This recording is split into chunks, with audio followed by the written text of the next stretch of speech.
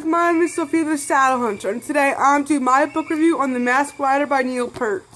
I finished this about a week and a half ago, and this is the second time I read it. However, the first time I read it was about 10 years ago, so I'm 10 years older and I enjoyed it. I gave it a 5 out of 5 stars on Goodreads. If you guys have never read this book, you guys are interested in travel and possibly North Africa, I encourage you to read this. This is a great educational, endearing story.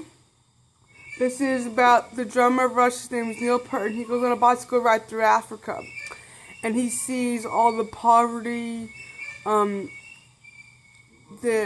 the African people go through, the responsibilities of the children, of the mothers, and how they have to carry large bowls on their heads full of things, which he uses for one of his songs, one of my favorite songs called Larger Bowl, in the Snakes and Airs album. This is just very interesting. I love Neil's writing. It's addictive, it's well written, it's entertaining, and it's educational, and I just love his books, and I plan on rereading the rest of his books this year. So far, I've reread 2 of his books, and I have read all of his books except the last 2 ones that he had, which are all his short stories from his website, which I've already read most of them.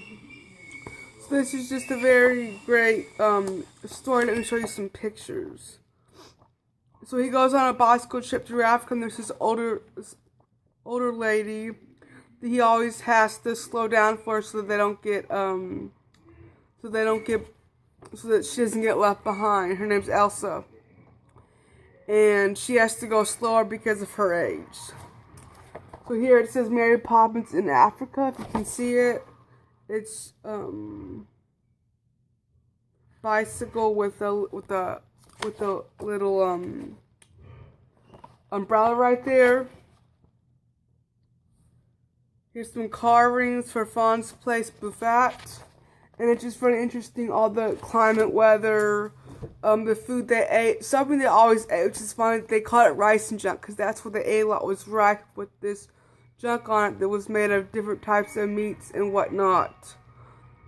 On their last day, before they're going home, Neil is sick, and they don't have any money in the banks. He doesn't have any money for the African money currency, so they have to get up at 7 a.m. to go to the bank because it closes like at 2 o'clock, so they can get some money, the right currency. So he doesn't have any money to buy anything to drink or to eat, even though he doesn't feel like it. But it's just a really interesting book. The reason why it's called The Masked Rider is there's like, white man, where are you going? Everyone has different, ideas about culture and race and ethnicity, and everyone thought of him as a white guy. And when people see certain people, either black or African or Hispanic, there's a stereotype of them. And the idea of the book calling this The Masked Rider is that people can put on different masks, with different what people think of them. And it's called The Masked Rider because when you go on trips like this, you realize that people are different. You realize how they're the same and how they are different, and how a lot of things are just pre-assumed without having actual facts. Is very entertaining, and I really enjoyed it because I enjoy reading insightful things like this, and this stuff is very insightful. I hope that when I get my stuff published, when I order my stuff, can be similar to his in the aspect of how well written it is and how well thought out it is. Because the idea is that he's a white man, he's going to Africa, and he has money, and the kids are wanting him to give him stuff, and they get so excited about them just giving these simple pins he has.